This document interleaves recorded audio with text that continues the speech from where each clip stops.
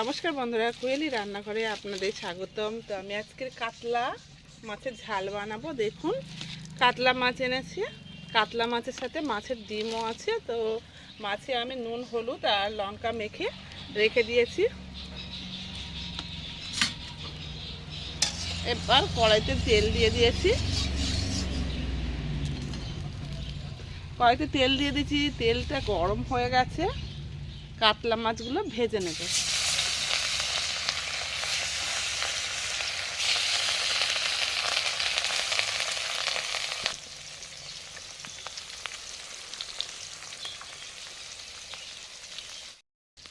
মাছগুলো বেশ লাল লাল করে কড়া করে ভেজে নিচ্ছি।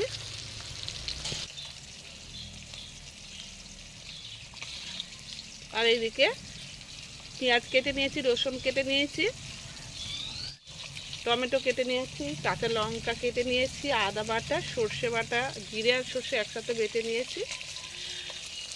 তো মাছ ভাজা হয়ে গেছে। মাছ ভাজাগুলো এবার তুলে নেব। মাছ ভাজা তেলের মধ্যে আরও একটু তেল দিয়ে দিয়েছি, দিয়ে এবার পেঁয়াজ দিয়ে দেব।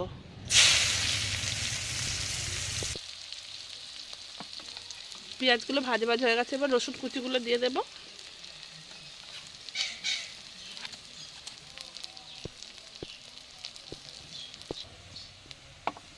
এবার আদা বাটাটা দিয়ে দিচ্ছি, লঙ্কা, টমেটো, লঙ্কা সব একে একে দিয়ে ভালো করে মশলাটা কষিয়ে নেব।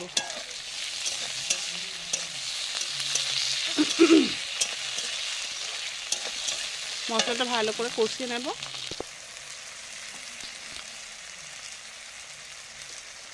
গুঁড়ো হলুদ দিয়ে দিলাম হাফ চামচ,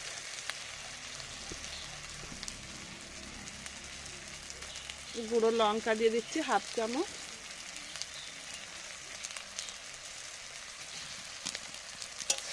দিয়ে আরও কিছুক্ষণ মশলাটা কষাবো।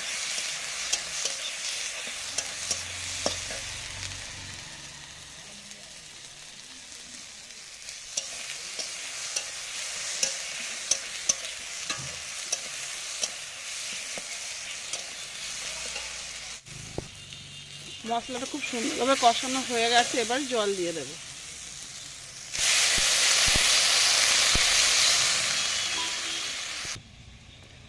এবারে সর্ষে বাটা দেবো। এতটা দেবো না, আমি অল্প করে দেবো, গুলিয়ে নিচ্ছি।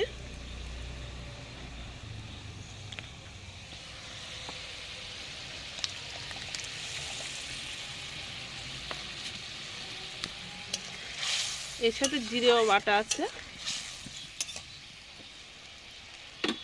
এবার দেব স্বাদ মতো লবণ।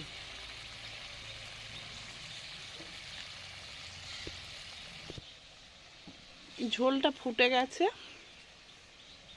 এবার আমি মাছগুলো দিয়ে দিচ্ছি।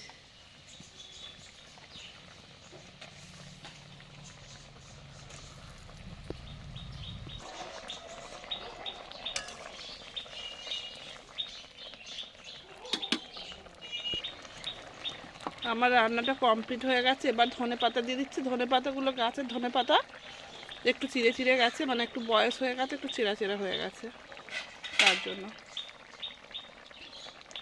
তো আমার রেসিপিটা কমপ্লিট হয়ে গেল। আমার রেসিপিটা যদি ভালো লাগে লাইক, কমেন্ট, শেয়ার করে দেবেন।